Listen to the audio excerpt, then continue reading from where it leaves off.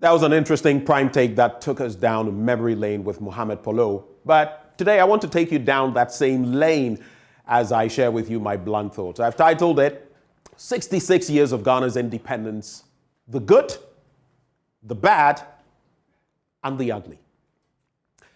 As we near our 66th independence anniversary, I feel there could be no better time for us to reflect on the path we have beaten, do some very candid introspection on where we have been and where we are and where we are headed, and determine what we desire and aspire to and push for it now, not later.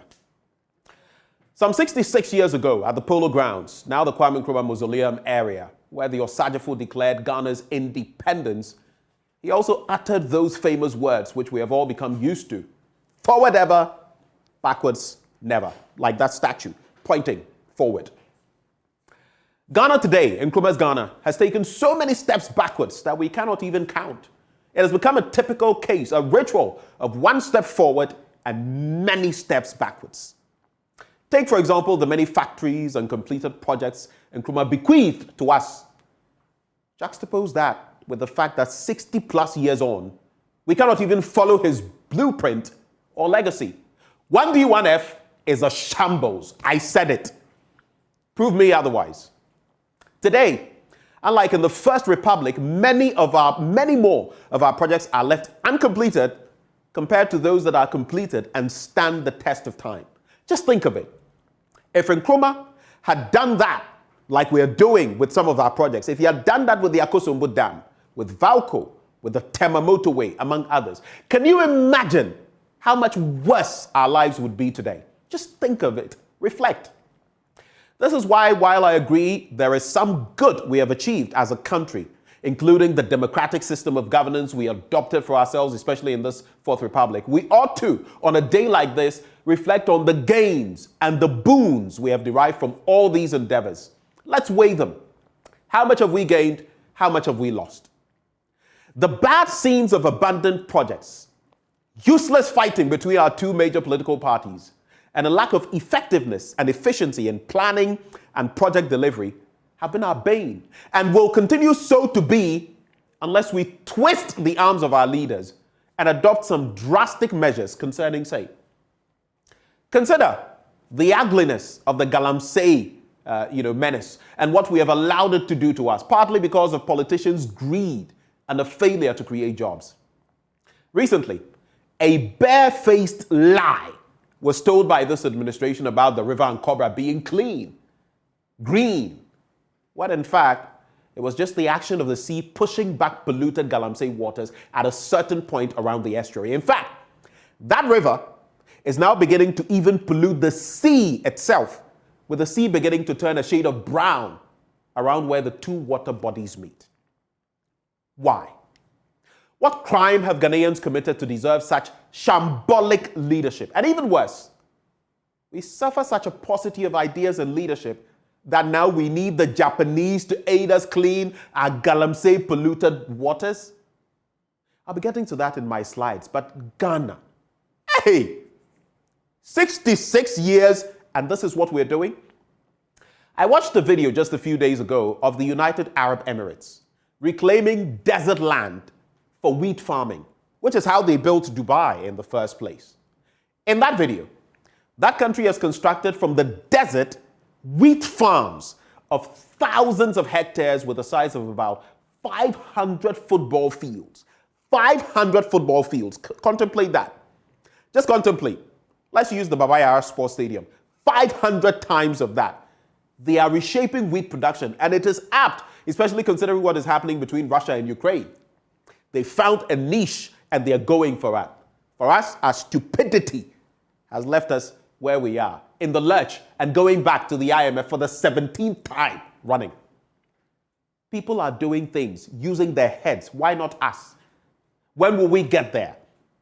Why can our leadership not be that ambitious? And if not now, when will we ever catch up with the rest of the world? When? Shall we condemn our future generations to mediocrity through our own inadequacies?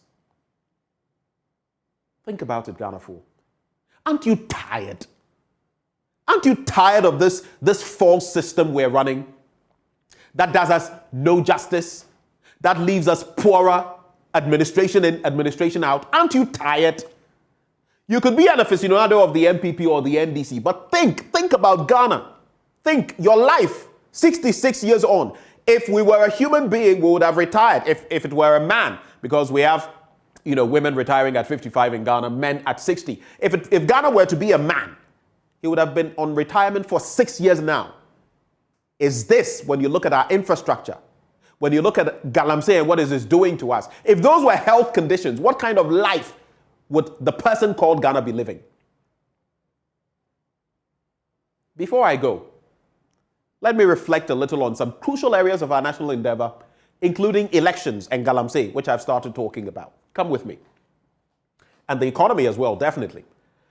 I put these two slides, which we shared a few days ago, together because it is uncharacteristic of politicians. I mean, I remember in 2019, the Netherlands ambassador to Ghana had some choice words for our country on the back of Ghana Beyond Aid. He said we should look at Ghana beyond corruption, and I agreed with him.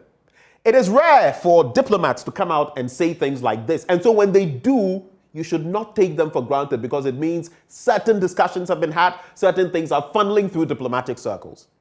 That is why I found it interesting on the back of our economic downturn when the German ambassador to Ghana, Daniel Kroll, said, "The size of Ghana's government is much higher than in my country, a country that lends to us.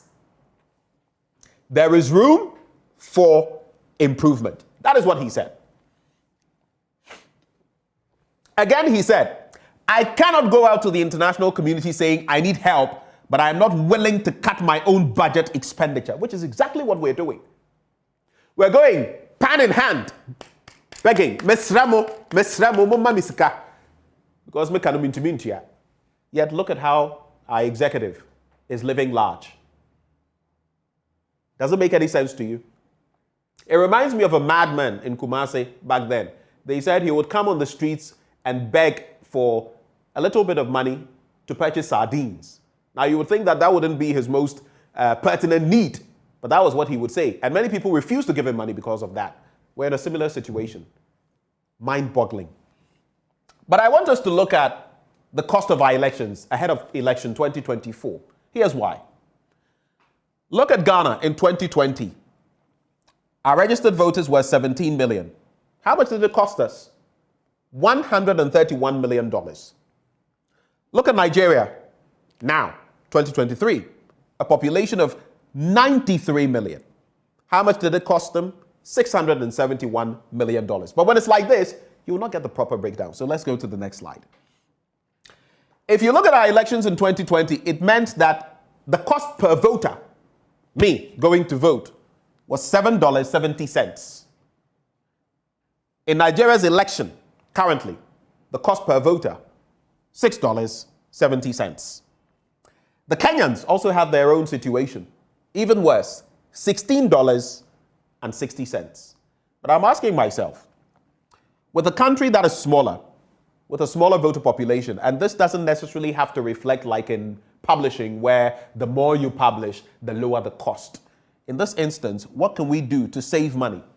I'm pointing to stuff that I'm hoping the CDDs and other think tanks, Imani Africa and co, can push, even as I'm pushing it here, so that ahead of election 2024, we can get more value for money, the taxpayers' money. But that bit about Galamsey that I was talking about, it's so curious sometimes, with all the engineers and scientists and thinkers in this country, my heart bled when I saw this news article in the Ghanaian Times recently. Japanese team in Ghana to help clean Galamsey polluted rivers. Are we saying that after all these decades of Galamsey, we don't even have the expertise to deal with it? And a country like Japan, which is bleeding in terms of young people in the country, they are the ones to come and show us how to clean our waters. Experts arrived from Japan to begin work on Galamsey polluted rivers, and these rivers have high density of toxic mercury and dangerous to health. The objective of the team is to make the rivers clean and hygienic again, because the Ghana man cannot do it himself. He is bereft of ideas. I salute our leaders. They are such wonderful leaders. Again on Galamsey, look at the rivers that have been pointed to in recent times. The Prat, the Birim, the Ankobra, the Ofin, among others. Here's the interesting bit, because I spoke about the Ankobra and how the lie was peddled to us that it was clean, when in fact, it was as dirty as ever. The Minerals Commission has issued licenses to some mining companies close to water bodies. And this is where I also fault them. Close to water bodies. Look at the company, Cape North Limited. That's the license number. Application date, 22nd September 2022. The validity period, 17th January all the way to 16th January 2053. Guess where? The Ankobra. Close to a water body. And they granted the license. Unipower Mining Company Limited. License number, date in 2019, 9th May 2022 to 18th May 2032. River Tano entering into the Boyne Tano Forest Reserve. Same. Unipower again, around the same time, but this time in 2022, it's the River Pra this time. Open Job Mining, and sometimes they have these interesting names. Open Job Mining, look at that. Application date, validity period, on the Ofin. Bucks Gold, on the Ofin. K Kukum Ventures, also on the Ofin. We're gradually losing our country. If you've not realized it, you watching me right now, whether young or old, if you've not thought about it, we're gradually losing everything. Sometimes my heart, maybe because and today is my birthday, by the way, maybe because my special day is close to Independence Day, maybe that is why I bleed so much. Maybe that is why I'm so concerned. Because I sometimes wonder, 10 years from now, 15, 20, 25, 30, 50 years from now, what will our gold resources be like? What will our water bodies be like? Land resources, what will they be like? All the resources we have. And what will we be bequeathing? Nkrumah gave us so much to these very lying people who said that he had done nothing, broke down his effigies, burnt his books, made him look terrible. Yet, decades on, how much have these very people added on to us? At least in Kamunya Bibembroso, near who say, oh, on a crowd, but this is what we have. All his factories were abandoned, jettisoned. 1D, 1F. What has it given us? A handful. Let us reflect. It's high time we reflected, because if we continue like this, we'll become a banana republic. And Ghana someday will be sold out again. We'll be colonized, not in the terms of people coming here to attack us, invade, and take over like that colonization. No. The neo-colonialism that the Osajefo spoke of will come full circle and bite all of us. All my friends are traveling to Australia, Canada, the United Kingdom, the United States. Professionals, doctors, accountants, engineers. You ask them and they ask, Abed, what are you still doing in Ghana? Some of us want to be here because we want the country to be better. But will that ever happen? I cannot wish you a happy 66th independence anniversary. I don't know how much there is to be happy about. And I still insist that while we can celebrate in our own rooms and contemplate and ponder about Ghana, we don't need to expend more of the taxpayers' money on a futile celebration of Independence Day. Ghana 4, these are my blunt thoughts for you on another Friday morning, served to you hot, raw, unedited, and undiluted. God richly bless Ghana and make her great and strong.